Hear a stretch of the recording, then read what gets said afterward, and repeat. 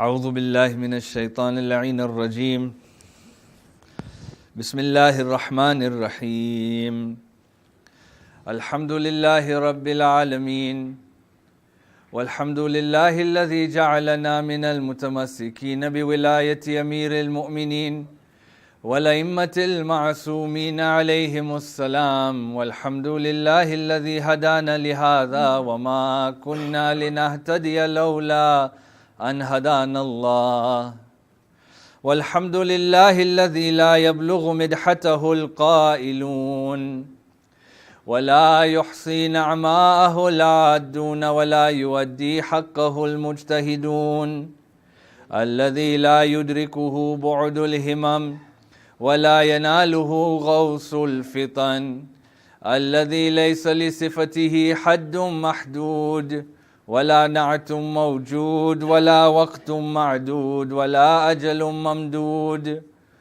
فطر الخلائق بقدرته ونشر الرياح برحمته ووتد بالصخور ميدان أرضه ثم الصلاة والسلام على أشرف الأنبياء والمرسلين خاتم النبيين شفيع المذنبين حبيب إله العالمين أبي القاسم المصطفى محمد اللهم صل على محمد وعلى آل بيته الطيبين الطاهرين المعصومين ولعنة الله على أعدائهم أجمعين من يوم عداوتهم إلى يوم الدين أما بعد فقد قال الله عز وجل في كتابه الحكيم وهو أصدق القائلين بسم الله الرحمن الرحيم ولكل أمة أجل فإذا جاء أجلهم لا يستأخرون ساعة ولا يستقدمون آمنا بالله صدق الله العلي العظيم اللهم صل على محمد وآل محمد أما بعد السلام عليكم جميعا ورحمة الله وبركاته. I begin in the name of Allah Tabaraka wa Ta'ala. There is no doubt that it's due to His kindness and generosity that He gives us these opportunities where we gather in remembrance and in glorification of Him Tabaraka wa Ta'ala. Then we begin this sermon the way the commander of the faithful Ali ibn Abi Talib alayhima afdalu salatu wassalam Allahumma salli ala Muhammad wa ali Muhammad would begin many of his sermons by saying usikum wa nafsi bittaqwallahi al-azim. I advise you and I advise myself to be God conscious, God fearing and pious human beings. We have been discussing the subject of Quranic eschatology, the subject of death and life after death as it appears in the Holy Quran. And last week we began to discuss the concept of shafa'ah, the concept of intercession that will be available for certain people so that they are successful to go into Jannah. Before we move on to further aspects of this discussion, I just want to once again re-emphasize two main points that we discussed last week. The first one was that this shafa'ah or this intercession is not for those who are on the sirat of Jahannam. Yeah? Those who have been destined to go to Jahannam, they've now made their moves towards Jahannam. Shafa'at is not for them because there is nothing within them that qualifies them to receive any form of intercession from Allah subhanahu wa ta'ala. Rather, this intercession is reserved for those who are struggling on the sirat of Jannah. Yeah? Those who are on the path towards Jannah but need help to get to those final destination. And so intercession is reserved for these group of people. Second is that the ones who will do the intercession, the ones who have been given the authority to do the intercession will have to meet certain criteria that is set by Allah subhanahu wa ta'ala, which will allow them to serve as intercessors. Both of these are very important points for us to understand. And inshallah, as we go into this discussion in detail, it will become more clearer what these criterias are. When we talk about the concept of intercession, especially from the perspective of those who will be given the power of intercession, the intercessors, there are many who believe or have this idea that it's a matter of personal choice. right? That, for example, Fulan has been given the power of intercession, and because of that, they have been given, in other words, a blank check to say that intercede on behalf of whomever you like, intercede on behalf of whomever you feel deserves it. And when you think about this notion, right, that it's like a blank check that is given to those who are intercessors, our ulama say that this view is correct from certain perspectives, but it is also incorrect in other perspectives. And so we have to understand both of these perspectives. It is incorrect to believe entirely that it is a free will decision, that they can intercede on whomever they want. And the reason why is because the entire day of judgment, the entire process of what will happen, there is a system that is involved, and there is a system that has been created by Allah subhanahu wa ta'ala. This system is not based on personal likes or dislikes. You know, I can't tell God on the day of judgment, well, I don't like the way you're talking to me. Right? It's not based on likes or dislikes. It's nothing to do with what I like or what I prefer. I can't tell Allah subhanahu wa ta'ala, you know what, I like this guy, can you bring him with me to Jannah? Right? It's not based on this. It's based on criterias. It's based on structures. And Allah subhanahu wa ta'ala describes this in the Holy Quran. He says, for example, in Surah Al-Baqarah, verse number 48, وَاتَّقُوا يَوْمًا لَا تَجْزِي نَفْسٌ عَنْ نَفْسٍ شَيْئًا وَلَا يُقْبَلُ مِنْهَا شَفَاعَةٌ. Allah subhanahu wa ta'ala says, beware of the day when a person shall not suffice for another person.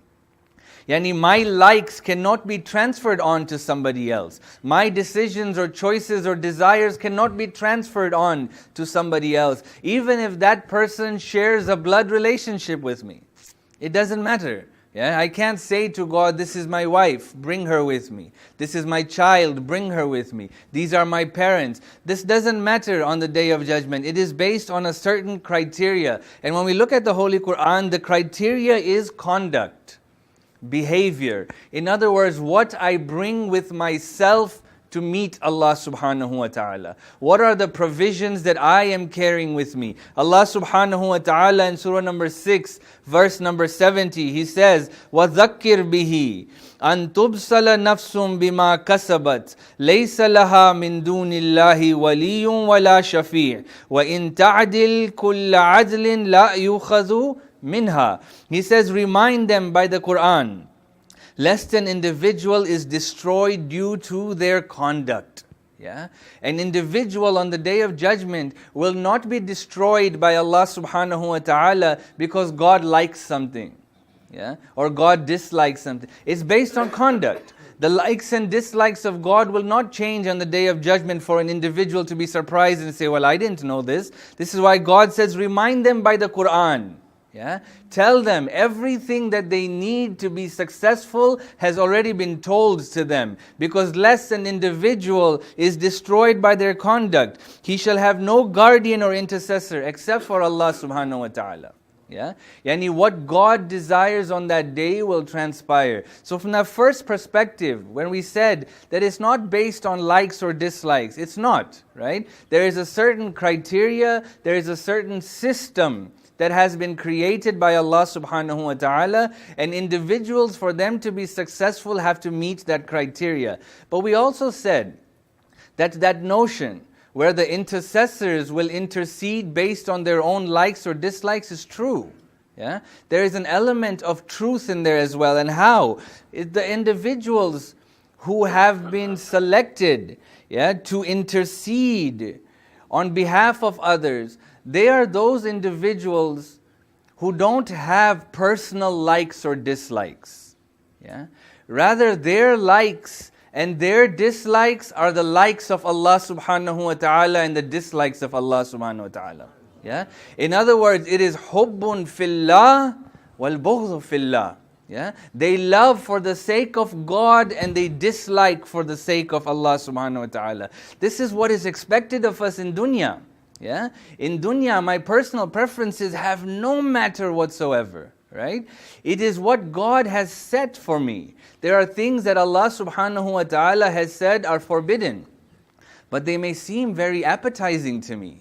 Yeah, they may seem very appealing to me, but because God has said this is haram, I have to control my nafs and put aside my personal likes and dislikes for the sake of God. Those who have been given the power of intercession, yeah, they lived their entire life liking what God likes and disliking what God likes. In other words, their likes and dislikes mirror the likes and dislikes of Allah subhanahu wa ta'ala. And it is for this reason that you find that Allah subhanahu wa ta'ala gives them that permission to intercede on behalf of others. Yeah? Allah subhanahu wa ta'ala says, يَوْمَئِذٍ لا تنفع الشفاعة إلا من أذن له الرحمن. Yeah? He says that the day when no intercession will benefit except for the one whom the merciful Lord has given permission to intercede. Yeah? Yani the permission is granted from Allah subhanahu wa ta'ala. You know, my brothers and sisters, we have a decision to make on how we choose to live our life. Right? We have we have free will, right? When we talk about the concept of free will and whether we have Jabber or somebody is forcing us, we know that famous tradition of our sixth Imam Jaffer as-Sadiq alayhi salam. Salli ala Muhammad wa ali Muhammad. Where they asked him, Yabna Rasulillah, do we have free will? Do we have tafweed? Or do we have jabr? Right? And he says it is not tafweed nor it is jabr. Walakin amrun bainal amrain. Yeah? He says that it is an order between complete free will and complete forcing. And he gave that example, right? He says, stand up. The man stood up. He says, did you have problems standing up? He says, no. He says, now lift a leg. And the man lifted a leg. He said, did you have problems lifting a leg? He said, no. And he said, now lift the other leg. And he says, I can't. He says, this is exactly our situation in this world. There are things that have been put into place, a system, right? Like gravity, like death, like illness. All of these things are part of it. But the rest of it, I have a choice on how I decide to lead my life. I can be amongst those who choose to lead my life by liking and disliking what God likes. And if I do, I may not feel the full benefits of that in this world, but I promise to you, in Akhirah, we will have a face that is shining and enjoying the bounties of Allah subhanahu wa ta'ala. Wa akhiru da'wan أن الحمد لله رب العالمين أعوذ بالله من الشيطان الرجيم بسم الله الرحمن الرحيم قل هو الله أحد الله الصمد لم يلد ولم يولد ولم يكن له كفوا أحد صدق الله العلي العظيم.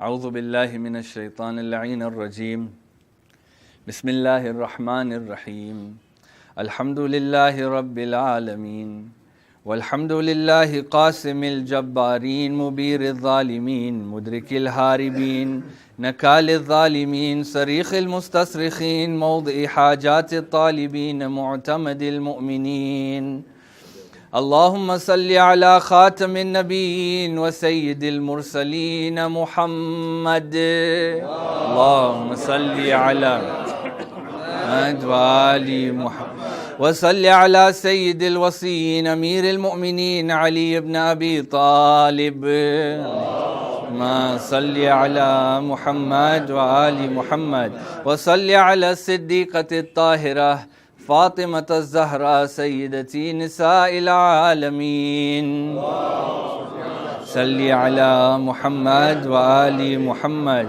وصل على سبتي الرحمة وإمامي الهدى الحسن والحسين سيدي شباب أهل الجنة اللهم صل على محمد وآل محمد وصل على علي بن الحسين ومحمد بن علي وجعفر بن محمد وموسى بن جعفر وعلي بن موسى ومحمد بن علي وعلي بن محمد والحسن بن علي والحجة القائم المهدي صل على محمد وآل محمد صلاة لا غاية لعددها ولا نهاية لمددها ولا نفاد لأمدها.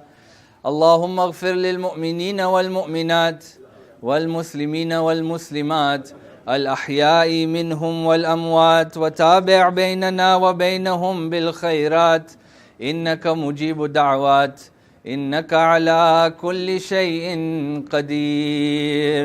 اللهم صل على Muhammad wa ali Muhammad. Before we begin with our discussion, I'd like to wish each and every one of you a Shabaan Mubarak. Today is the first day of Shabaan, inshaAllah, the month in which we celebrate many great wiladats and many great personalities. Most importantly, our 12th Imam, Imam al-Hujjah, Ajjalallahu ta'ala farajahu sharif. Allahumma salli ala Muhammad wa ali Muhammad. And we use this month, inshaAllah, as a stepping stone to prepare ourselves in welcoming the great month of Allah subhanahu wa ta'ala, Shahru Ramadan. May Allah subhanahu wa ta'ala give us life to participate in that month, inshaAllah. And may He give us the strength to fulfill our duties in that month as well, inshaAllah.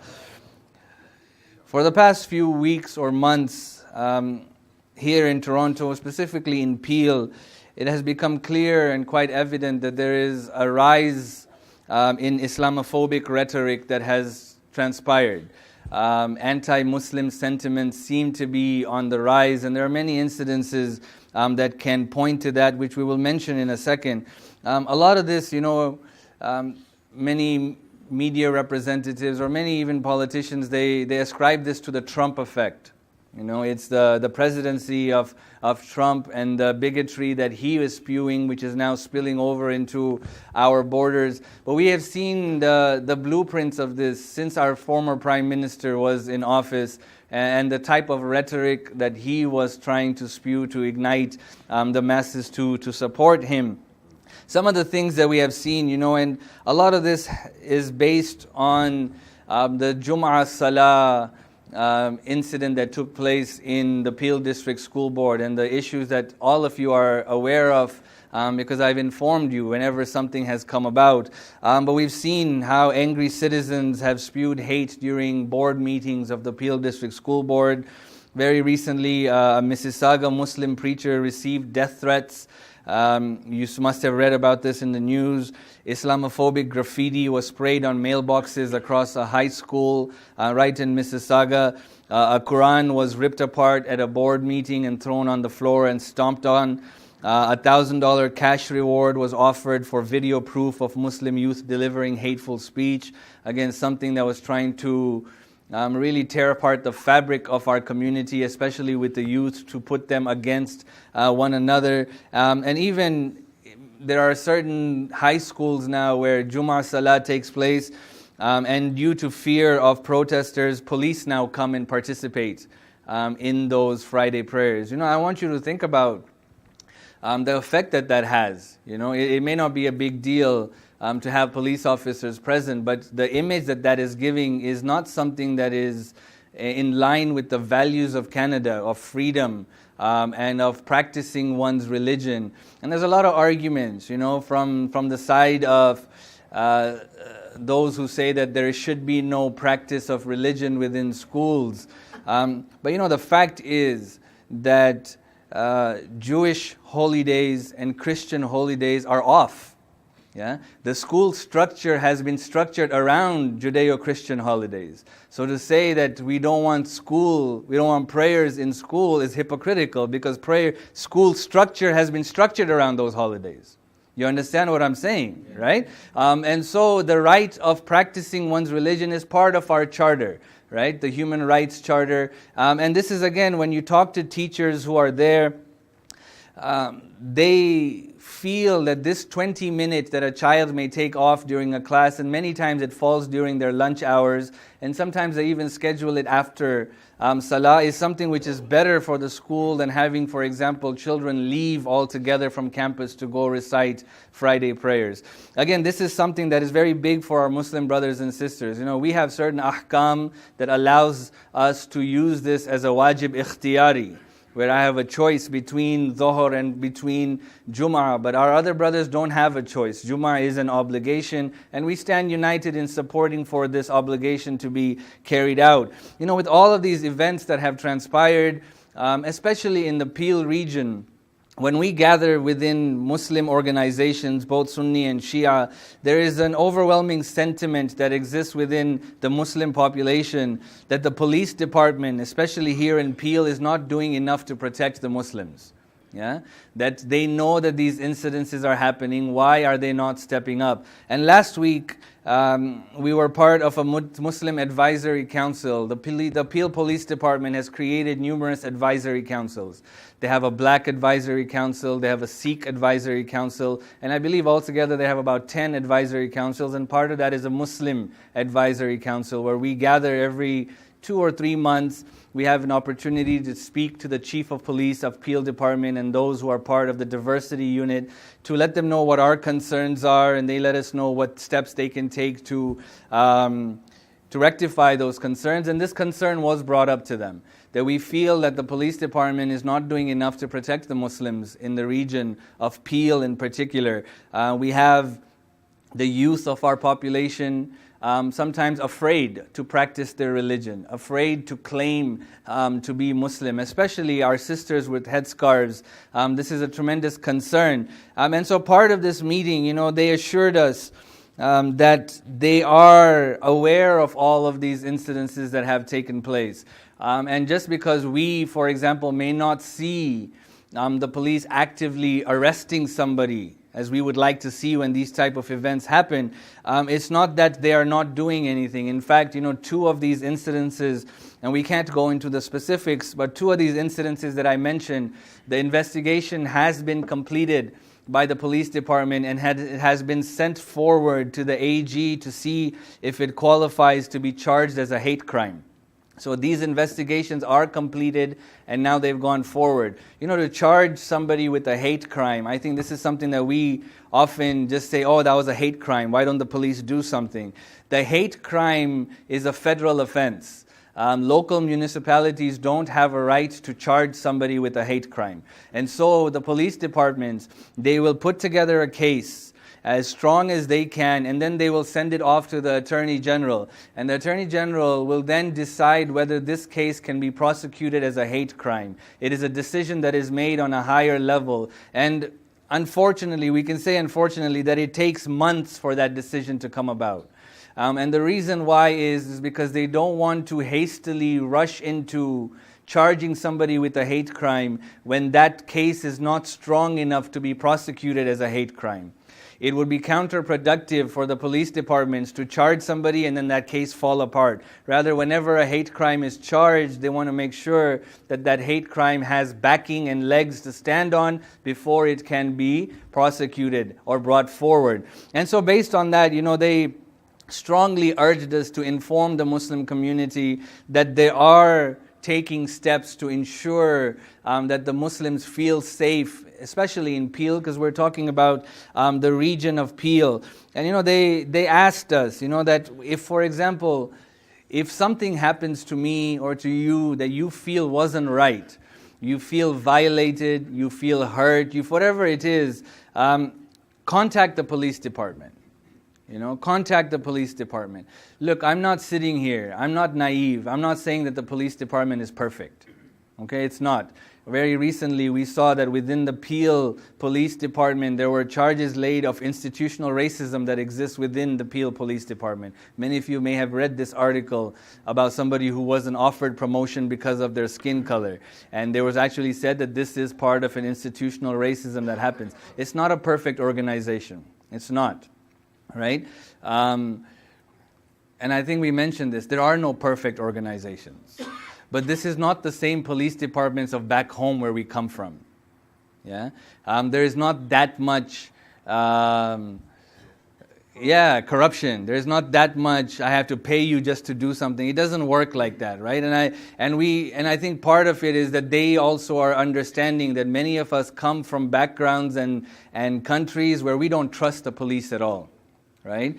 We would hesitate to call the police. And so, we have to find a way to come together and let go of some of our previous notions and ideas that we have, and put our trust a little bit into, not a little bit, we need to put our trust into this police department, especially because if, for example, if something happens to me and I don't report it, likelihood somebody else may be offended by that. But if we start reporting these things, they can track them, they can investigate them, and they can try to reach a conclusion where the people who spew this type of hatred and bigotry are not part of the larger society that we live in. This is something that I urge all of us to do, to be vigilant. We have to be smart, but we also have to recognize that we need the assistance of the wider population to be successful, to stomp out the fire of hatred and bigotry that exists within our society. Most Canadian citizens, and I can say this absolutely confidently, most Canadian citizens are good, law-abiding people. Yeah, they are. They care to have a society that is good for their children. There are elements which are bad, but we need the support of the larger masses to be able to put aside and extinguish this fire that we talked about of hatred and bigotry. And we have to utilize the civic steps or the civic blocks that are in place for us to ensure that that happens. وآخر دعوان أن الحمد لله رب العالمين. أعوذ بالله من الشيطان الرجيم. بسم الله الرحمن الرحيم. والعصر إن الإنسان لفي خسر إلا الذين آمنوا وعملوا الصالحات وتواصوا بالحق وتواصوا بالصبر. صدق الله العلي العظيم. اللهم